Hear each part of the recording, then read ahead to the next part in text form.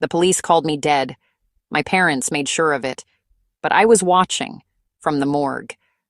I know that sounds impossible, but nothing about what my parents did followed the laws of life or death. They didn't kill me with weapons, just paperwork. 2 weeks before my death, my grandmother's trust fund was about to transfer to me. All 4.8 million in assets left to her only grandchild. My parents had always said I was lucky. They meant useful. Mom called it a graduation getaway. A weekend at the cliffs, just us. I remember the wind and the salt, the way she poured that flask of hot chocolate like a ritual. To family, she'd said, eyes a little too bright. I woke to darkness, muffled sound, and the thud of car tires. My wrists were bound. My father's voice, "She's heavier than she looks." Then my mother's sharp whisper, "Just keep the story straight. The car crashed. She burned. Done." They thought I wasn't aware. I couldn't believe what was happening, but resisted the urge to scream, to fight. I had to be smart, smarter than that, smarter than them. Later, I heard the sirens, the crackle of radios, someone saying, "We've got a match. Female, mid-20s, ID found." They'd used my hairbrush for DNA, my old university lanyard, my handbag. I woke again in a basement. The air was thick, the smell of antiseptic everywhere. There was a tube in my arm, and when I turned my head, my mother was sitting by the bed, smiling. "You're safe, darling. There was an accident. We're keeping you here until you're stronger." I wanted to believe her, for about 10 seconds, because behind her, on the table, was my phone, screen glowing with a news headline, "Local heiress presumed dead after cliffside crash." My name, my photo, my obituary. I tried to speak, but nothing came out. My father came in later, talking in that measured tone he used for business deals. "Once we've processed the estate, we'll tell the papers we're too devastated for interviews." Then understood he wasn't talking to me. He was talking about me as if I didn't exist anymore. I realized then I wasn't their daughter anymore. I was their ticket out of debt, every day blurred together. They brought food and locked the door. I stopped asking questions. Instead, I watched, listened, waited. Then, one night, I caught my reflection in the basement window, pale, shaking, unrecognizable, and I whispered to it, "They buried me alive." But I wasn't done living yet. I stayed dead for 3 days before I realized my parents weren't mourning. They were celebrating. The basement's small window let me hear everything above. My recuperative isolation, I heard my father on the phone. His voice carried was smooth, rehearsed. "Yes, the death certificate's been filed. Tragic accident. We're the sole beneficiaries now. She had no spouse, no children. The trust transfers to us as next of kin." I stopped breathing. My mother's voice drifted down next. "How long until the funds clear? We need to move quickly before anyone asks questions." Before anyone asks questions? They said they were hiding me from some threat I didn't understand yet. But you can't unhear your own mother asking when your money clears. I started paying attention after that. Really paying attention. My father was careless with his laptop. He'd bring it down to work while I slept. Except I wasn't always sleeping. I'd learned to fake drowsiness, keep my breathing slow and even. Through half-closed eyes, I watched him navigate offshore banking sites. Watched him search how long until life insurance pays out after accidental death. He wasn't even using private browsing. The voice recorder was luck. It was still in my handbag, the one they'd recovered from the crash site and tossed in the corner of the basement like evidence they no longer needed. I found it tucked in the inside pocket, battery at 40%. I started recording everything. "The insurance claim closes Friday," my mother said during one visit, adjusting my blanket like she was tucking me in for bed when I was a child. "Then we can finally stop pretending we're devastated." My father laughed, actually laughed. "I almost sold it at the memorial." Did you see Patricia crying? She believed every word. She always was gullible, just like her. Her. Me. They were talking about me like I was already in the ground. I kept the recorder running, hidden under my pillow. 4 days of conversations dividing up my inheritance, like I'd never existed. But I had one advantage they didn't know about: the grocery delivery man. Old Mr. Pettigrew came twice a week with supplies. I was usually sleeping when he arrived, but on day 5, I wasn't. I heard his footsteps, heard him set down the bags, and I did something desperate. I took off my grandmother's ring, the one my mother hadn't thought to steal yet, and rolled it across the floor toward the door gap. "Please," I whispered, loud enough to carry. "Tell Maya Bennett I'm alive. Tell her to check her old email. Please." Silence. Long, horrible silence. Then, "I'll see what I can do, miss." The bags were gone when my mother came down. She checked my hands, saw the ring missing, and smiled. "Sentimental fool, that'll fetch a nice price." But she didn't ask where it went. 2 days later, my phone, still in the evidence pile, buzzed with a notification. One new message from Maya. "I know you're alive. Hold on." My parents were at the bank. They'd left me alone for the first time in a week. And that's when I realized I wasn't trapped anymore. I was gathering evidence. They said I'd never leave that basement on my own. They underestimated how badly I wanted my life back. I found a metal tube from the electrical cupboard to use as a lockpick on day 9. I'd watched enough crime shows to know the theory. Bend the metal, work the tumbler, pray you don't snap it off inside the lock. What they don't show you is how your hands shake when you know your parents are upstairs discussing your future like you're not part of it. Because that's what I'd overheard the night before. "We can't keep her here forever," my father had said, voice low and urgent. "Someone's going to notice. The delivery man's been asking questions."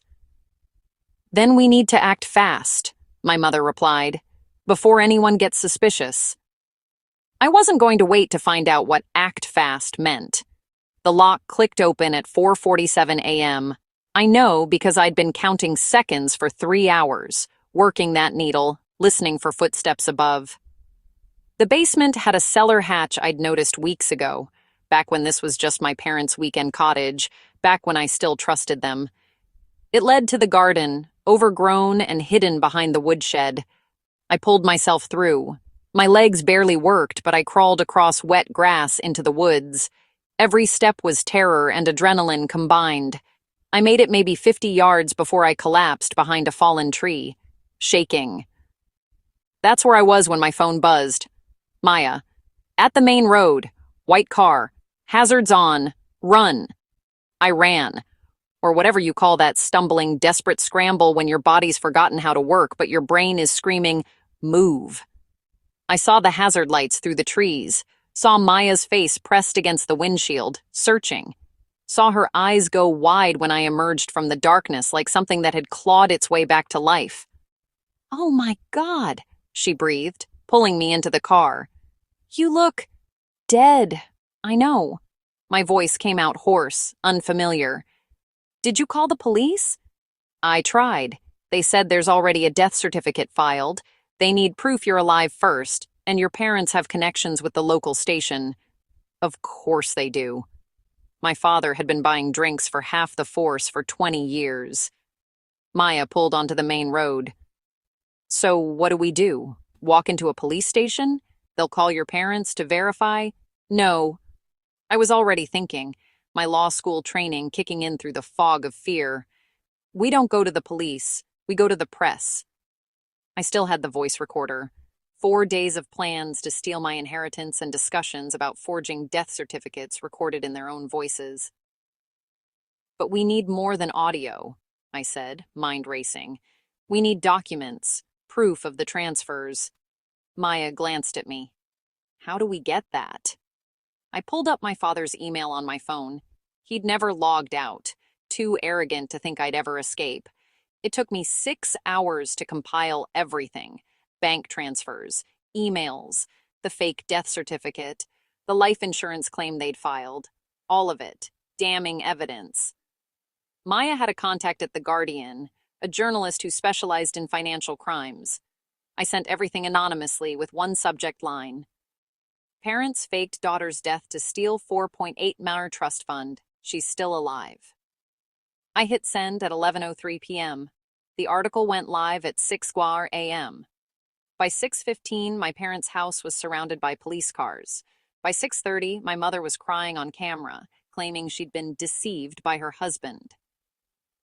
By 7, my father was in handcuffs, screaming that I was mentally unstable, and this was all a misunderstanding. The headline broke across every major outlet by noon. Heiress rises from the dead. Parents arrested for elaborate inheritance fraud. I watched it all from Maya's apartment, wrapped in a blanket, drinking tea that tasted like victory and rage. They'd tried to erase me. Instead, they'd exposed themselves. But I wasn't done yet, not even close, because there was still one thing they hadn't counted on. I wanted my life back. All of it. And I was going to make them watch as I took it. Going viral is one thing. But coming back from the dead and going viral, that's something else entirely. The morning after the article dropped, my face was everywhere. Not the funeral photo my parents had used, the one where I looked pale and serious in my graduation gown. No, someone had found my social media. Pictures of me laughing at parties, hiking with friends, living a life my parents had tried to erase. The headlines competed for the most dramatic angle. Trust fund heiress faked dead by greedy parents. Daughter escapes death basement. Parents arrested. The inheritance they'd kill for, almost. That last one made me feel sick. But I kept reading, kept watching, because for weeks I'd been a ghost. Now I needed the world to see me breathing. Maya's apartment became a fortress. Reporters camped outside. My phone, the one that had been declared recovered from a fatal crash, rang constantly with interview requests. You should do one, Maya said on day 3. Control the narrative. I'm not ready to perform my trauma for clicks. Then they'll make up the story without you. She was right. They already were. My parents' lawyer had released a statement. Our clients acted out of concern for their daughter's well-being. This is a family matter that's been tragically misunderstood. Misunderstood? Like I'd misunderstood being locked in a basement while they cashed my inheritance checks. But the public wasn't buying it. Social media tore them apart. Imagine faking your own kid's death for money. Those parents belong under the jail. She should sue them for every penny. That last comment stuck with me because the trust fund was frozen. The courts had seized my parents' accounts, but my own inheritance was tangled in legal red tape. Technically, I was still dead. My death certificate existed. Official, filed, legal. We need to reverse it, my new solicitor explained. His name was Graham, and he specialized in identity fraud. But it's not a simple process. Your parents filed everything correctly. That's what makes this so insidious. How long? Weeks, maybe months. The court needs to verify you're actually you, which sounds absurd, but my parents were very thorough. He nodded grimly. They knew what they were doing. While I fought to legally exist again, my parents fought back. My mother gave an interview from jail, tears streaming, voice breaking, the perfect picture of maternal suffering. I was protecting her, she said to the camera. She'd been so fragile after her grandmother died. We thought if she had time away from the pressure, away from the inheritance, she could heal. The interviewer looked skeptical. By faking her death? We made mistakes, but we never stopped loving her. I watched that interview on Maya's laptop, watched my mother perform grief she'd never felt. She's good, Maya said quietly. People might actually believe her. Let them. I closed the laptop. I have something better than sympathy. I had evidence. While my parents played the victim card, I spent every day with Graham building an airtight case. The voice recordings, the bank transfers, the emails, the delivery man's testimony, the basement itself, still exactly as they'd left it. This is beyond civil fraud, Graham said, reviewing everything. This is criminal, false imprisonment, identity theft, conspiracy. How long until trial? 3 to 6 months. But there's something else. He pulled out another document. Your parents are trying to claim the house, the one where they kept you. My blood ran cold. That's my grandmother's house. She left it to me. In your will, the one they forged after your death, you left everything to them. Of course they did. Can we stop it? We can try, but until you're legally alive again, you technically have no standing. So that's what it came down to. I had to prove I existed before I could prove what they'd done. The court hearing for my resurrection, that's actually what they called it, happened on a gray Tuesday morning. I sat in front of a judge and proved I was alive. Fingerprints. DNA. Testimony from doctors who'd treated me before my death. It should have been simple. It wasn't. My parents' lawyer argued I could be an imposter, that the real daughter might actually be dead, and I was committing fraud. The irony was suffocating. But then Graham played his ace. He brought in my grandmother's solicitor, the man who'd drafted the original trust. I've known this young woman since she was 6 years old, he testified. I watched her grow up. I know the scar on her left wrist from a childhood fall. I know she's allergic to shellfish. I know she writes with her left hand, but plays tennis with her right. He looked directly at me. That is Eleanor Lee, and she is very much alive. The judge reviewed the evidence, the DNA match, the medical records, the testimony. Ms. Lee, she said finally, welcome back to the world of the living. Your death certificate is hereby voided. I exhaled for what felt like the first time in weeks. I existed again. And now I could make sure my parents paid for trying to erase me. The trial date was set. Are you ready? Graham asked as we left the courthouse. I thought about that basement, the cameras, my mother's smile as she told me I was safe. I've been ready since the moment I woke up in that trunk. My mother wore black to her trial. The irony wasn't lost on anyone in that courtroom. I sat in the front row this time, not hidden in the gallery, alive and visible. My father entered first, hands cuffed, eyes scanning the room until they landed on me. He flinched, actually flinched, like seeing me still hurt him somehow. My mother came next. She'd aged, new lines around her mouth, gray creeping through her roots. She looked at me and mouthed something. I couldn't tell if it was sorry or please. I looked away. The charges were read aloud: fraud, forgery, and more. Each one landed heavy in the silence. My mother's lawyer stood first, young, eager, probably pro bono for the publicity. Your Honor, my client acted out of desperation. A mother's love for her struggling daughter became what? The prosecutor cut in. She was older, sharper, with the kind of voice that could slice through nonsense. Became kidnapping? Became fraud? Became locking a grown woman in a basement? The lawyer sat down, face red. My father's lawyer tried next. Expensive suit, slicked back hair, the kind of man who'd defended white-collar criminals his whole career. Your Honor, my client made errors in judgment. He accepts responsibility for the financial irregularities. Financial irregularities. The prosecutor smiled without warmth.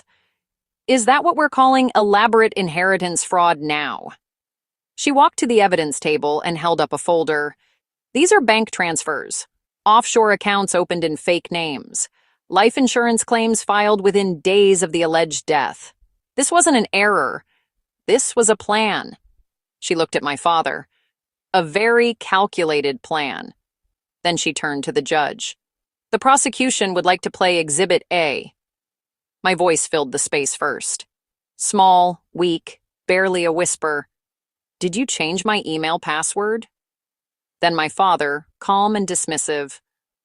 Don't be paranoid. You really need to rest that mind of yours. The recording continued. Days of it. My mother discussing insurance payouts, my father researching death certificates, both of them dividing my inheritance like I was already in the ground. The final clip made even the judge's expression harden. My father's voice, "Once the death certificate's signed, it's all ours. She won't even know." My mother's reply, "What if she wakes up before we're ready?" A pause. Then my father, "She won't. I've made sure of that." The recording ended. My mother was crying now. Real, ugly tears that didn't look performed. My father just stared straight ahead, jaw locked, refusing to show anything. The prosecution calls Eleanor Lee to the stand. I stood. My hands weren't shaking anymore. I'd practiced this moment for 3 weeks. I took my oath, sat down, looked at the prosecutor. "Ms. Lee, can you describe what happened the day of your alleged death?" I told them everything. The flask, the cliffside, waking in the trunk of the car, my father's voice saying I was heavier than I looked, the basement, the cameras, the 9 days of being kept weak and compliant while they erased me from existence. I spoke without crying, without breaking, because I'd already done my crying in that basement. Now was the time for facts.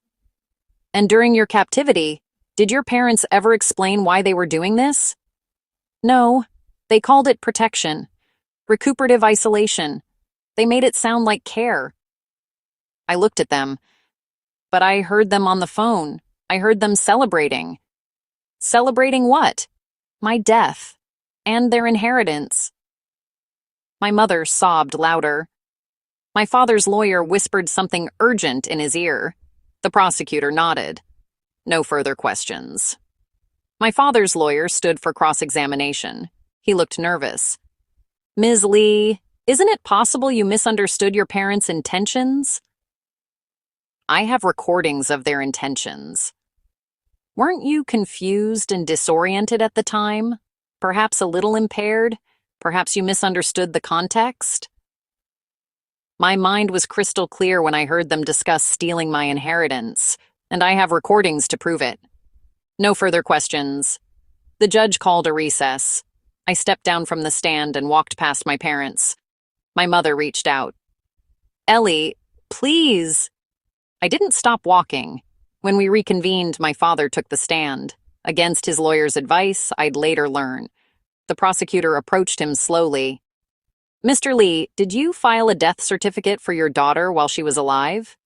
"Yes, but did you transfer funds from her trust into offshore accounts you controlled?" "I was managing her estate." "Did you keep your adult daughter locked in a basement for 9 days?" His jaw clenched. "For her safety." "Her safety. From what, exactly?" Silence. "Mr. Lee, your daughter was about to inherit 4.8 million pounds, and within days of her alleged death, you'd begun transferring those funds. That's not protection. That's theft.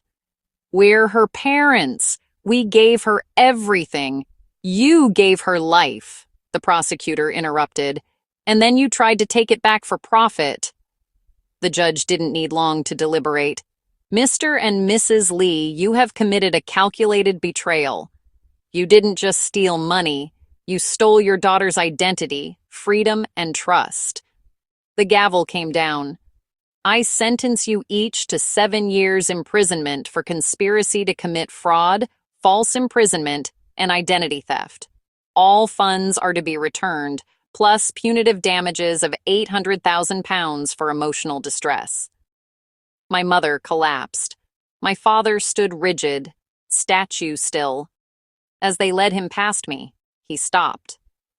"You'll regret this," he said quietly. I looked at him, really looked at him, for the first time since I'd escaped that basement. "No," I said, "you will." They took him away. Then Mum. "Please, I'm still your mother."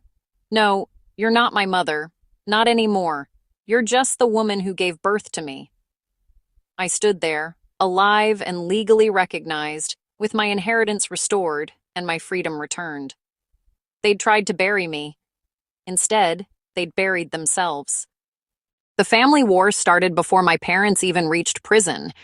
Elders called me a disgrace, saying, "You put your own parents behind bars. You've shamed us all." This should have stayed private, family business. But my generation? Different story. My cousin Lisa reached out first. "I always knew your parents were wrong." Then her brother, then their friends, then more. Many had their own stories of tyranny, parents controlling their bank accounts, tracking their locations, making decisions for them. I became something I never asked to be. Proof it was possible to fight back. Lisa moved out at 23. 3 more cousins followed within months. I helped them all get started. The older generation called it rebellion, disrespect. The younger ones called it freedom. Some bridges burned, some families split. But every single one of them said the same thing. "You showed us we could." My parents' appeal was denied. 7 years, every day. I kept my grandmother's surname, Lee, changed my first name. Eleanor belonged to the girl they tried to bury. So here's my question. If your family chose money over you, would you burn it all down to get free? Or stay quiet to keep the peace? Drop your answer in the comments, hit like, and subscribe for more stories where the underdog wins. And watch the exciting video that just popped on your screen right now.